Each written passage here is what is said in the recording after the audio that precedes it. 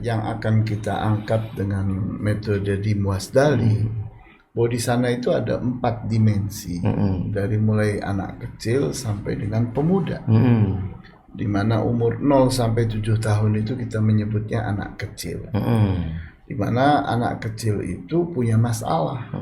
Masalahnya apa?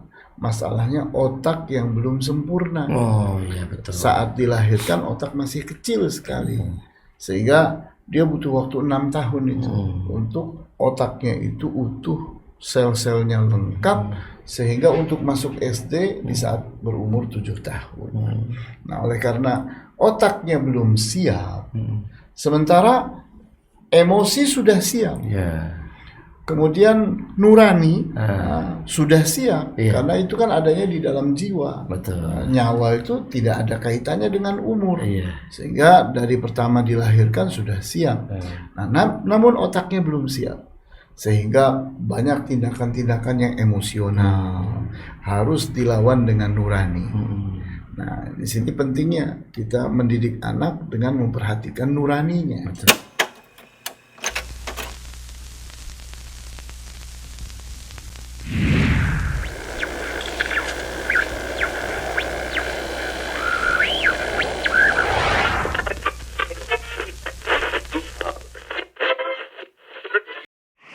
Assalamualaikum warahmatullahi wabarakatuh. Alhamdulillah, wassalatu wassalamu ala rasulillah, amma ba'd. Jumpa lagi bersama Kak Muslim di program podcast bareng JF yang diselenggarakan oleh Masjid Jannatul Firdaus, Taman Galaksi, Bekasi. Alhamdulillah, kita bersama narasumber kita yang kita tunggu-tunggu kehadirannya untuk berbagi ilmu dan berbagi pengalaman bersama Ustadz Yusuf Utsman Baisa. Assalamualaikum Ustadz. Assalamualaikum. Bagaimana kabar, sehat Ustadz? Alhamdulillah. Masya Allah, barakallah. Dan Kak Brian sebagai praktisi psikologi kita. Assalamualaikum Kak Brian, sehat? Waalaikumsalam. Alhamdulillah. Tetap semangat. Muslim Kak, sehat ya? Alhamdulillah, insya Allah. Sehat itu yang berharga Kak. Ya, benar. Luar biasa. Baik, kemarin kita sudah membahas bersama Ustadz Yusuf dan Kak Brian beberapa waktu yang lalu tentang metode di Muasdali, yaitu dimensi kedewasaan dalam Islam. Bagaimana Ustadz Yusuf membahas tahapan-tahapan dalam pendidikan anak. Di antaranya Ustadz, tahapan yang pertama tadi yaitu anak kecil 0 sampai 7 tahun. Ustadz Yusuf, ini banyak orang tua yang punya masalah Ustadz dalam mendidik anaknya. Ya, anaknya itu rewel, ya, nggak bisa diatur, nggak malu, kadang dibilangin susah gitu. Sampai orang tuanya pusing. Ini kumaha bagaimana? Ya Allah, anak masih kecil aja seperti ini. Gimana sudah besarnya? Ya, apalagi kita sebagai orang tua yang belum paham dunia anak, karena mungkin masa lalunya terlewat masa kecilnya. Tafadhol, kita bahas bersama Ustadz Yusuf bagaimana metode mendidik anak di usia 0 sampai 17 tahun. 0 sampai 7 tahun maksud saya. Silakan Ustadz Yusuf. Ya. Bismillahirrahmanirrahim. Alhamdulillah, wassalatu wassalamu ala Rasulillah wa ala alihi wa ashabihi wa man tabi'ahu bihudah ila yaumil qiyamah wa ba'd.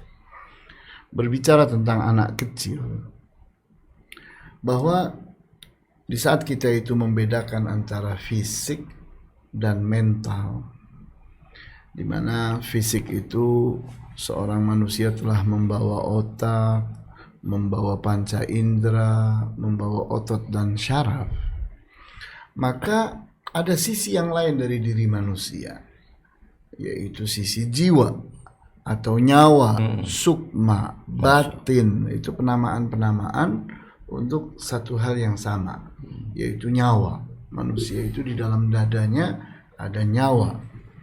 Nah, nyawa ini punya 3 unsur kekuatan, yaitu akal pikiran. Inilah yang mengatur otak. Nah, sehingga orang gila itu bukan otaknya yang rusak, tapi akal pikirannya. Kemudian kekuatan yang kedua adalah kekuatan fitrah atau nurani. Kemudian kekuatan yang ketiga adalah kekuatan hawa nafsu atau emosi. Nah, di saat kita berbicara tentang anak kecil itu akal pikirannya belum kuat.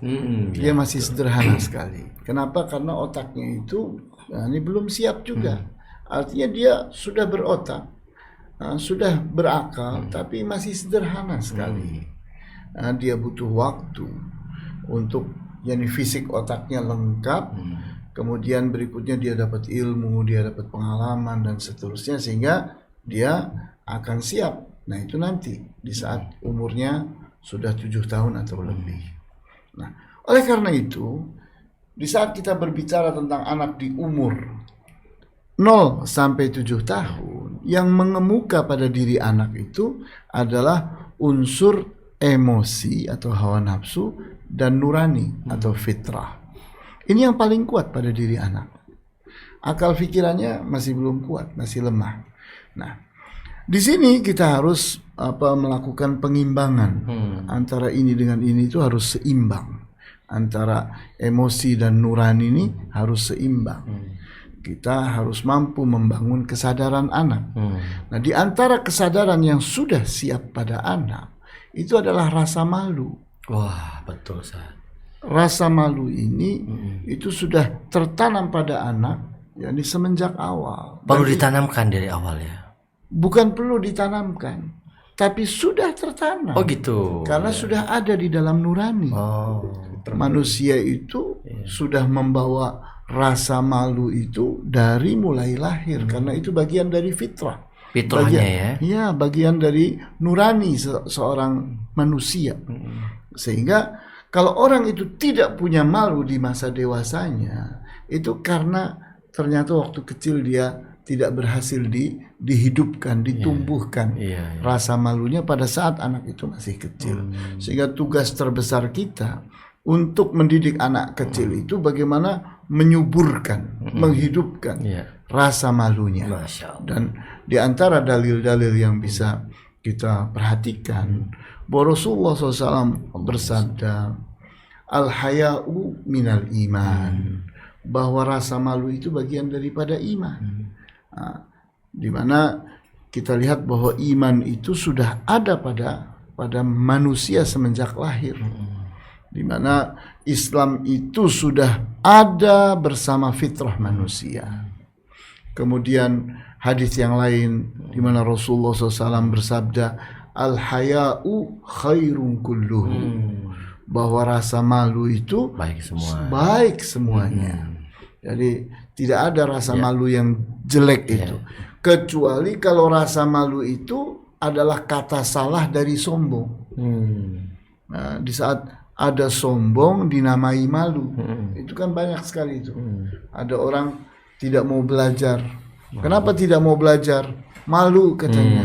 Padahal bukan malu yang sedang terjadi pada anak itu. Bisa jadi sombong. Dia menganggap tidak layak untuk duduk bersama anak-anak yang lain, atau merasa tidak pantas dia untuk duduk di masjid dan sebagainya, karena yakni kesombongan atau kebanggaan diri dan sebagainya, kadang-kadang dinamai malu. Oleh karena itu, di saat kita berbicara tentang anak kecil, poin penting yang harus tumbuh pada anak kecil adalah rasa malu. Masya Allah, luar biasa ya Kak Brian. Tadi saya dengar hadisnya itu bergetar hati saya. Subhanallah. Yang disampaikan Ustaz Yusuf, al-haya'u minal iman, kata Rasulullah SAW. Malu itu sebagian dari iman. Begitu Ustaz ya. Nah ini bagaimana nih anak-anak kecil ya. Anak kecil kita bilang Ustaz ya. Belum anak besar Ustaz ya. Anak kecil ini punya rasa malu. Tadi Ustaz Yusuf sampaikan fitrahnya itu manusia itu punya rasa malu. Nah, bagaimana nih ya, melihat, karena ada anak-anak itu malu ya nggak pakai baju gitu kan, wah malu ini kelihatan. Itu ada anak-anak seperti itu. Bagaimana nih Ustaz Kak Brian? Baik, Ana coba menjawab nih pertanyaan Kak Muslim yang sulit. Yeah. Mudah untuk Anda ya Allah. Nah, malu ya, malu ini banyak Ustaz, emang orang-orang yang membuat anaknya itu mereka lupa, walaupun dari kecil tuh harus ditanamkan rasa malu. Banyak sekali Ustaz, yang seperti ya contoh aja kalau di Islam kan jilbab Ustaz ya, banyak sekali biarin aja masih kecil, kan gitu Ustaz ya. Padahal penanaman itu yang mereka serap itu ya dari kecil itu Ustaz, 0 sampai 7 itu. Bahkan kalau tahapan ini udah selesai nih, nanti setelah 7 tahun udah nggak perlu disuruh lagi pakai jilbab, mereka udah malu sendiri kan Ustaz. Nah itu yang harus tanamkan, itu Masya Allah rasa malu ini. Nah kadang tapi ada ya teman-teman kita mungkin ya yang salah menanamkan rasa malu ini, Ustaz. Akhirnya anaknya jadi tidak pede. Contoh dengan amarah, Ustaz. Tadi itu benar yang sebelumnya kita sampaikan, dengan kesadaran itu harus sadar kita saat melakukan apa-apa. Contoh, kamu nggak pakai jilbab harus nanti gini. Padahal anaknya masih kecil, Ustaz. Nah itu jadi salah kan Kak, menanam rasa malunya. Makanya tadi benar sekali yang Ustaz selalu sampaikan, dengan kesadaran. Saat kita berbicara dengan kesadaran, tahu oh iya anak ini masih umur 1 tahun misalnya, ya nggak boleh diomelin dong dia dengan cara mungkin lebih disesuaikan, misalnya wah anak Abi cantik sekali pakai jilbab, itu kan lebih baik ya daripada dimarahin anak 2 tahun 3 tahun seperti itu. Contoh lagi saat banyak nih Kak, contoh saat dia manjat pohon, Ustaz, itu harus manjat pohon orang nih, kan harusnya kita nanamin rasa malu, itu bagus ya. Nah tapi salah penyampaiannya, Ustaz. Awas, jangan manjat-manjat, bahaya tinggi. Begitu. Akhirnya sudah gedenya anaknya gimana? Takut dengan ketinggian. Bukannya rasa malu itu yang terhilangkan, tapi cuma takut kena ketinggiannya. Coba banyak gak seperti itu? Banyak sekali. Iya. Kayak gitu. Bukan rasa malunya yang coba ditanya, nak turun dulu nak. Apa Bing? Misalnya gitu. Itu kan pohon orang, nggak boleh loh, hati-hati seperti ini ya. Yuk kita manjat pohon kita aja. Nah, itu contoh simpel sih. Gitu. Malu berbuat jelek ya. Iya. Perbuatan jelek. Perbuatan. Masya Allah, ini memang ada metode penyampaian yang tepat ya. Iya, benar. Sehingga tidak menimbulkan efek samping di masa dewasanya. Ketika kecil diberikan pemahaman rasa malu. Nah ini Ustadz Yusuf, rasa malu ini memang bagaimana nih menanamkannya ya. Kadang ada tadi Ustadz Kak Brian mengatakan malu berbuat buruk ya. Bahkan ada anak-anak tuh kadang suka ngomong kotor gitu. Kita juga nggak tahu nih. Kita biasa didik dia baik, bicaranya baik, di rumah akhlaknya baik. Tiba-tiba ada kebun binatang datang masuk kata-katanya gitu kan. Keluar kebun binatang dari kata-kata mulutnya dari anak kecil, ada perkataan yang kotor gitu kan. Dan mungkin pakaiannya juga tidak sesuai dengan syariah gitu. Seperti apa saat menimbulkan? Ya sebenarnya rasa malu itu harus menjadi dimensi penting dari kedewasaan seorang anak. Sehingga misalnya kalau ada orang dewasa atau orang yang sudah berumur tapi tidak punya sifat malu atau rasa malu, maka kita melihat ini bahwa dia itu telah mengalami kelompatan. Dia itu telah melewati suatu masa yang semestinya tertanam pada dirinya rasa malu, ternyata dia sudah melewatinya. Nah, namun bukan berarti terlambat untuk kita isi. Kita pun perlu mengingatkan bahwa rasa malu itu harus ada semenjak anak itu masih kecil, sehingga rasa malu itu hidup, menguat, menajam. Karena inilah yang akan baik. Orang tua itu kalau sudah berhasil menanamkan rasa malu pada anak, pengawasannya tidak berat. Oh, betul. Karena akan ada kesadaran. Akan ada peringatan dari diri sendiri, pengawasan dari diri sendiri. Kita ini akan kerepotan jadi orang tua. Kalau anak itu tidak punya rasa malu. Betul, sehingga dia melanggar, dia melakukan hal-hal yang asusila dan sebagainya, menganggap itu bukan masalah. Nah, kenapa masalah itu ada? Karena ternyata kita gagal menghidupkan rasa malu pada anak. Itu dia, padahal waktu kita, penglihatan kita terbatas. Kita kan bukan CCTV Kak ya.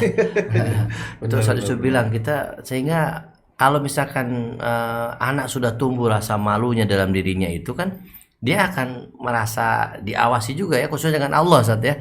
Begitu rasa malu dalam berbuat kemaksiatan. Mungkin apa Ustaz nih rasa malu yang ada pada diri anak-anak usia kecil ini? Ya Kak Brian ini yang memang sudah fitrahnya gitu ya, kalau Ustaz Yusuf katakan tadi, nuraninya kalau bahasa kita ini.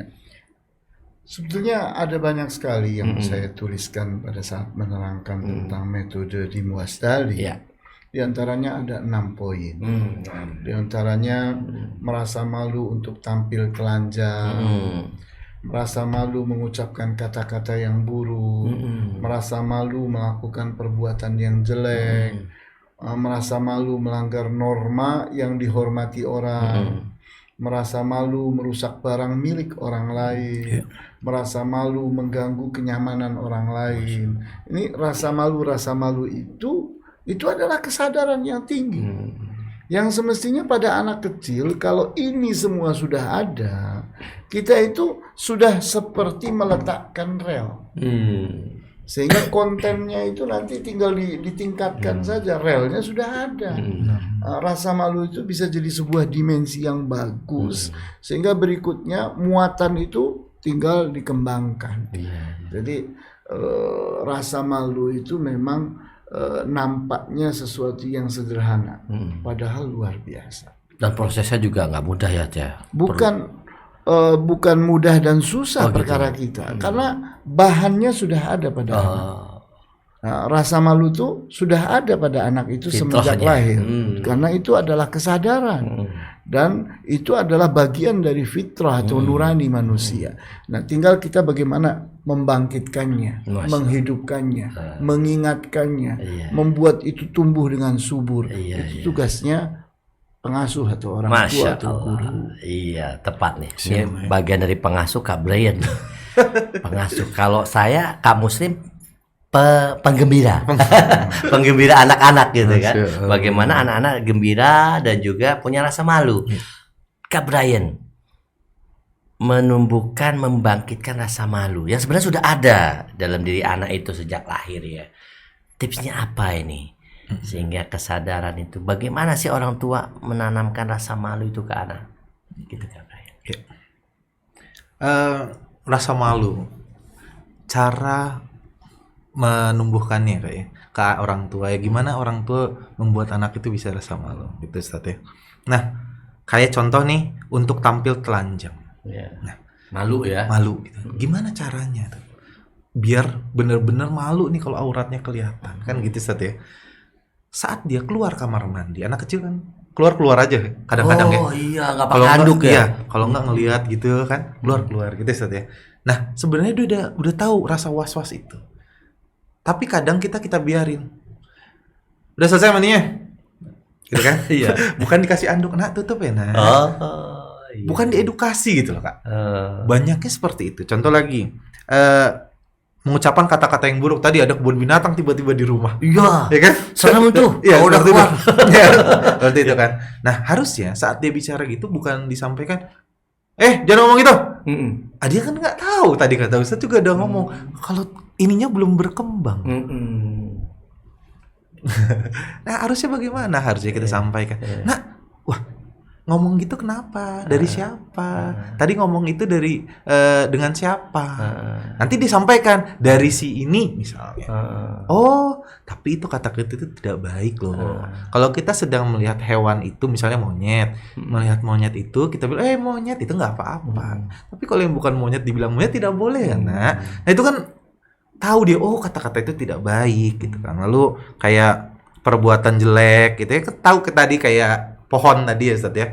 Nah, itu kan kata perbuatan jelek tidak boleh. Terus norma bisa kita sikapnya dengan kesadaran kita itu seperti contoh manjat-manjat pagar orang. Kalau kita kamu manjat-manjat pagar orang nggak sopan, dia belum tahu itu semua. Iya, akalnya masih terbatas. Iya, ya. terbatas. Ya, kita sampaikan, nak, kenapa harus manjat itu? Kenapa tadi? Misalnya ternyata dia dikejar anjing misalnya. Oh iya. Misalnya terancam. Kita kan nggak tahu apa yang terjadi. Iya. Nah, kita tanya dulu baru kita bisa jelaskan. Itu sih intinya. Kita tanya dulu menurut pemikiran dia yang terbatas itu apa. Nah, kita yang udah banyak nih pemikiran lebih pintar harusnya bisa menjelaskan dengan logika yang sesuai dengan umurnya. Jadi memberikan pengertian kepada anak mana yang benar, mana yang salah, walaupun dia belum bisa membedakan ya. Kan? Nah, ini menarik nih. Bagaimana sih Rasulullah SAW memberikan pemahaman, pengertian kepada anak usia dini saat itu? Barangkali ada contoh-contoh dari Rasulullah atau para sahabat dalam menanamkan rasa malu kepada anak sejak usia atau anak kecil usia dini bahasa kita ya. Kalau bahasa psikologi apa tuh? Ya sama itu. Usia dini ya. Usia dini. Kalau saya usia apa nih? Usia kakak gitu. Bagaimana di anak kecil ini contoh-contoh dari Rasulullah SAW ataupun para sahabat dalam menanamkan rasa malu itu kepada anak kecil, Ustaz? Ya, kita melihat masjid itu adalah prototipe dari lingkungan masyarakat yang ada di sekitarnya. Kita bayangkan masjid yang ada di sekitar kita, itu ternyata mereka tidak berhasil mendidik anak kecil, sehingga mereka jadi serba salah. Mau ditaruh di mana softnya anak kecil Iya itu? benar. Kalau dikumpulkan tambah gaduhnya. Songgel-songgelan, tambah rame. Betul. Nah, padahal kalau kita melihat ke zaman Rasulullah SAW, Allahumma sholli wa sallim. di mana anak kecil itu diletakkan di soft belakang. Oh gitu. Khusus Ustaz ya? Ya, Oh. dan rapi. Kenapa? Karena rasa malu sudah tumbuh dengan bagus. Mereka malu sekali untuk bikin kegaduhan di dalam masjid. Mereka mengerti. Karena orang tua mereka saat melepas mereka ke masjid, itu sudah terbangun kesadaran anak itu.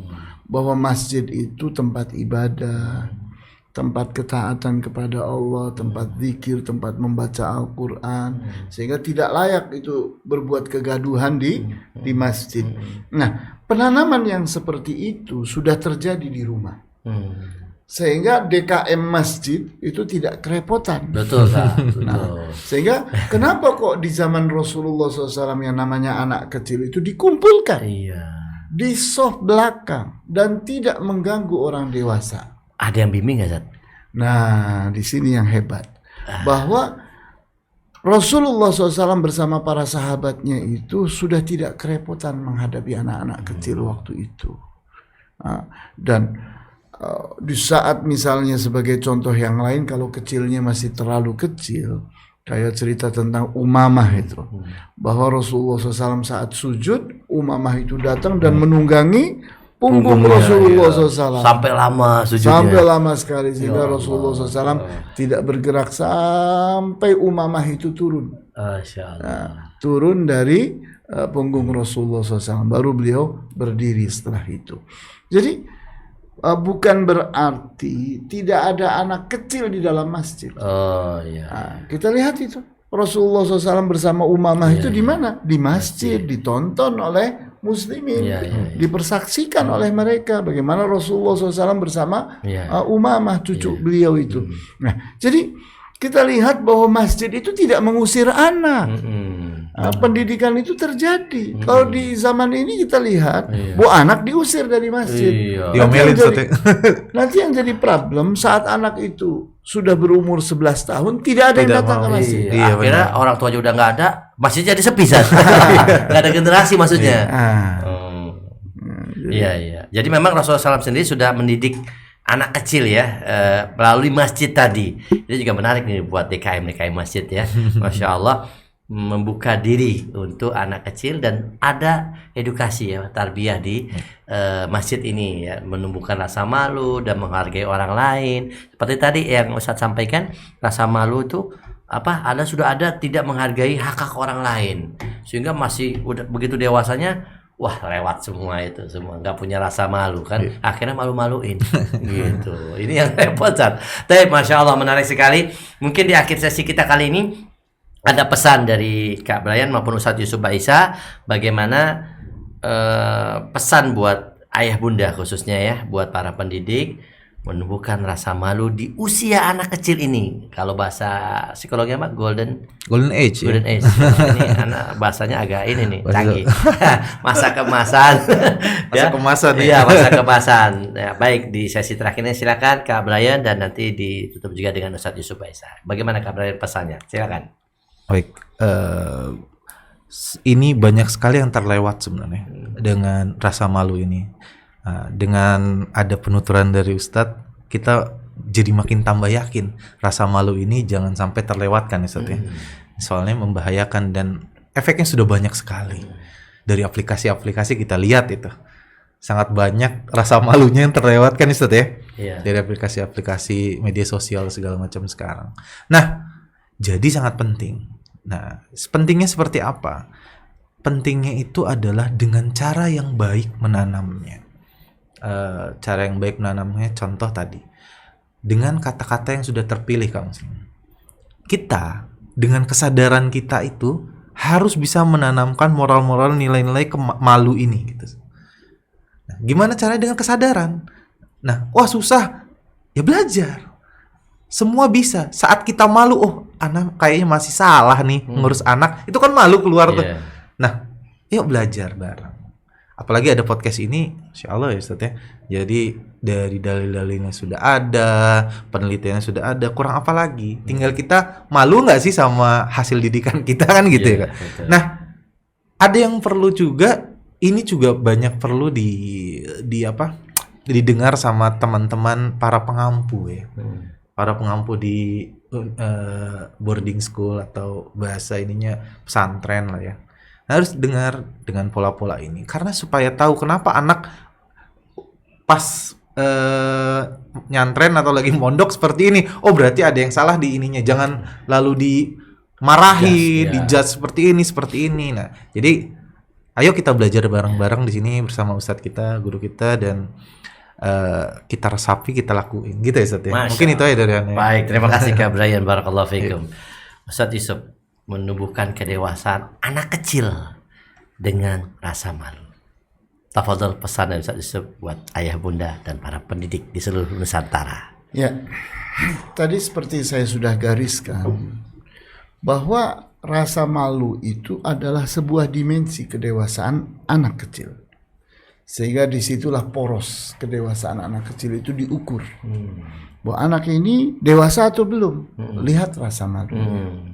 Bahwa di saat rasa malunya itu sudah bagus, itu akan tumbuh kesadaran-kesadaran yang betul-betul tambatannya itu adalah rasa malu. Karena pengertian daripada kata dimensi itu adalah tambatan. Sesuatu yang ditambatkan ke sana. Misalnya ruang dan waktu. Ruang dan waktu itu tambatan kita. Kita hidup di dalam ruangan, kita hidup di dalam waktu. Nah, begitu pula rasa malu. Dengan rasa malu itu banyak hal yang jadi baik. Dan di saat rasa malu itu hilang, maka robohlah. Yani kebaikan-kebaikan akan berubah menjadi keburukan-keburukan karena ternyata ada faktor tidak punya malu. Malu-maluin jadinya. Malu-maluin. Iya. Nah iya. Masya Allah. Jadi sangat penting sekali atas orang tua, kemudian DKM masjid juga. Betul. Termasuk juga para guru, para pengasuh, para pengampu pendidikan untuk benar-benar yani menanamkan rasa malu.